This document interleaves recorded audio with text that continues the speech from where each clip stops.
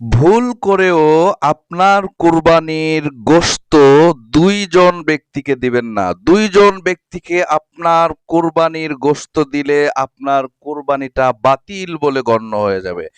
আপনার কুরবানি কবুল হবে না যদি ২ জন ব্যক্তিকে আপনার কুরবানির গোশত দেন। আমরা কোরবানি দেই কিন্তু অনেক মানুষকে আমরা কোরবানির গোশত হাদিয়া দেই, গিফট করি। এটা সামাজিকভাবে, এটা ধর্মীয়ভাবে আমরা কোরবানির গোশত বন্টন করে থাকি। আমরা অনেকেই নিজে যা রাখি তার চেয়ে বেশি বন্টন করে দেই। অনেক বেশিরভাগই আমরা দিয়ে থাকি। কিন্তু ভুল করেও যদি ২ জনকে আমরা কোরবানির গোশতটা দিয়ে থাকি তাহলে আমাদের কোরবানিটা কিন্তু নষ্ট হয়ে যাবে।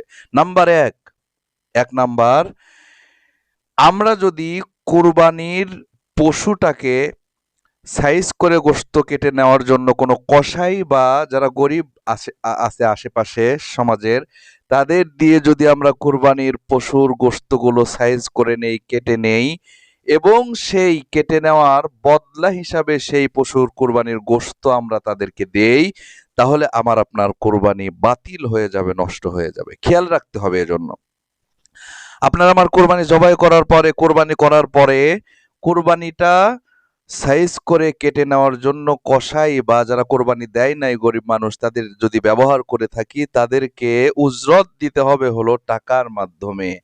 ওই গোশতের মাধ্যমে তাদের বদলা দিলে কোরবানি নষ্ট হয়ে যাবে। সুতরাং ১ নাম্বার হলো কোরবানির গোশত কেটে নেওয়ার বিনিময়ে কোরবানির গোশত হাদিয়া দেওয়া যাবে না।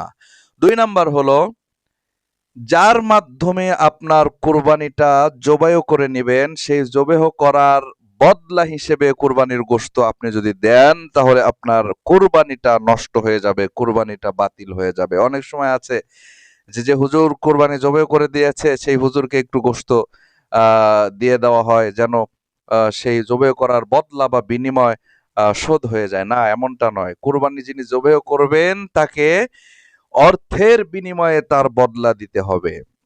এটা মাসলাগত বিষয়। কোরবানি জবাই করার বিনিময়ে অর্থ নেওয়া জায়েজ আছে কিনা এটাও জায়েজ আছে, কোনো সমস্যা নাই। কিন্তু গোশত দিয়ে বিনিময়ে দেওয়া যাবে না। সুতরাং ২ জনকে আপনার কোরবানির গোশতের বিনিময়ে দেওয়া যাবে না। ১ নম্বর হলো কেটে নেওয়ার বিনিময়ে, ২ নম্বর হলো জবেহ করার বিনিময়ে গোশত বিনিময়ে বদলা দেওয়া যাবে না। আপনি টাকা দিয়ে তারপরে তাদেরকে গোশত খাওয়ার জন্য হাদিয়া দিতে পারেন, কোনো সমস্যা নাই। কিন্তু বদলা হিসাবে কোরবানির গোশত দেওয়া যাবে না।